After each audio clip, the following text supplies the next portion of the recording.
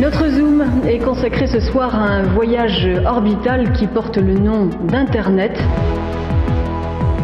La visiophonie, le son et l'image, c'est le dernier cri de l'Internet. Bonjour, alors aujourd'hui c'est un peu salé, d'humeur à critiquer, que je vais vous parler d'Elon Musk et de Tesla, du rapport sur l'écologie de The Shift Project et du réseau 4G de notre belle ville de Rennes.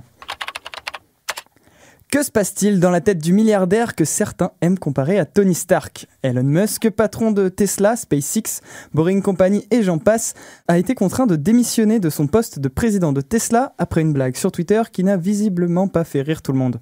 L'origine de cette blague, une simple référence au cannabis. Dès que le cours de l'action de Tesla atteindra 420 $, je retirerai l'entreprise de la bourse.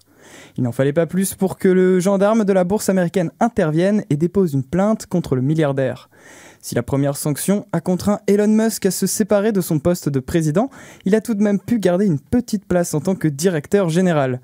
Mais ce n'est pas tout. L'ex-président de Tesla a aussi eu le droit à une amende de 20 millions de $, tout comme son entreprise qui a dû payer la même somme.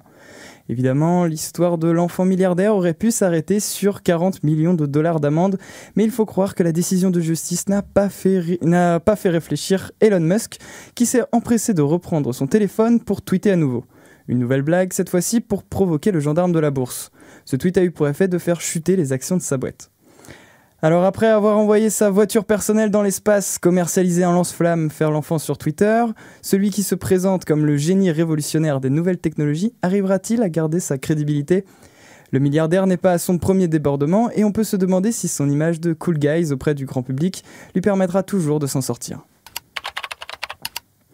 Ce 4 octobre, l'association The Shift Project, qui œuvre en faveur d'une économie libérée de la contrainte carbone, a publié un rapport sur la commission énergétique du numérique. Et surprise, il n'y a malheureusement que nos données qui sont virtualisées. L'impact écologique, lui, est bien réel. Dans le rapport, on apprend que la consommation en énergie des pratiques Internet augmenterait en moyenne de 9% chaque année. La part de l'industrie numérique dans les émissions de gaz à effet de serre représenterait aujourd'hui 4%, chiffre qui pourrait doubler d'ici 2025.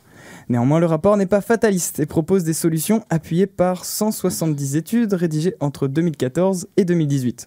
Pour faire face à la prédiction inquiétante du rapport, l'association The Shift Project propose la mise en place d'une politique de sobriété numérique. Si modifier nos habitudes en ligne serait un premier pas, l'avancée majeure devrait venir des organisations publiques. L'idée principale étant d'une part de réguler les grandes entreprises du web et d'autre part de conscientiser la population à ces nouveaux défis. Mais apparemment, notre secrétaire d'État au numérique a plus la tête dans sa campagne pour la mairie de Paris que dans l'écologie. La 4G est enfin arrivée dans le métro rennais. Et oui, au cas où vous ne seriez pas au courant, depuis lundi dernier, vous pouvez désormais vous connecter à Internet depuis la rame. Et voilà, je pense que c'est le seul truc qu'on peut dire là-dessus. On a la 4G dans le métro et c'est chouette, quoi. Ah oui, si, on peut aussi parler des youtubeurs inachevés qui ont fait une petite blague dans le métro où on peut les voir regarder un film. Ça fait un peu rire les gens sur les réseaux sociaux. Mais sinon, à part ça, il n'y a pas grand-chose à dire. Ah si. Je vais activer mon mode revue de presse et on va lire un peu comment les professionnels traitent cette information capitale. Alors attendez, j'ouvre mon application d'un journal de l'Ouest très connu et je vois qu'on peut y lire des témoignages. C'est super. J'ai pu continuer à envoyer des SMS et à accéder à mes réseaux sociaux tout en étant dans une rame. Bah oui, en même temps, on a la 4G dans le métro, donc c'est normal. Je continue de lire l'article et on peut y lire un second témoignage. Je trouve ça plutôt bien. Avant, j'étais obligé d'attendre que le métro sorte à l'air libre pour retrouver du réseau. Là, je l'ai partout. Bah oui, là encore, c'est normal. Bon, du coup, insatisfait de mes témoignages, je décide d'aller sur Twitter en espérant trouver des réactions poignantes. Wesh, la 4G dans le métro à Rennes, elle met bien. Je suis plutôt d'accord avec ça. Quoi d'autre ? La 4G dans le métro, c'est vraiment la meilleure idée. Bon. Nickel, j'ai pu avoir mes réponses pertinentes. Problème, tout n'est pas rose dans le monde du haut débit. De l'autre côté du web, sur Facebook, on peut entendre un autre discours comme celui de Jean-Pierre qui nous dit « Sérieusement, il y avait d'autres choses plus importantes à faire, la sécurité des citoyens par exemple, car Rennes a perdu son image de ville agréable à vivre. » Ok, on a aussi Jérémy qui nous livre son avis critique sur la société. C'est dingue quand même, on arrive à une époque où on ne peut plus se passer de son portable pendant 5 à 10 minutes. #insociable. Bon, voilà. Bon, au final, si je résume, la 4G est arrivée dans le métro rennais.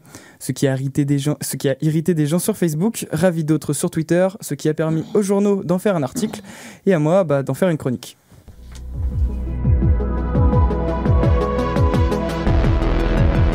Internet, c'est de la connerie à bloc.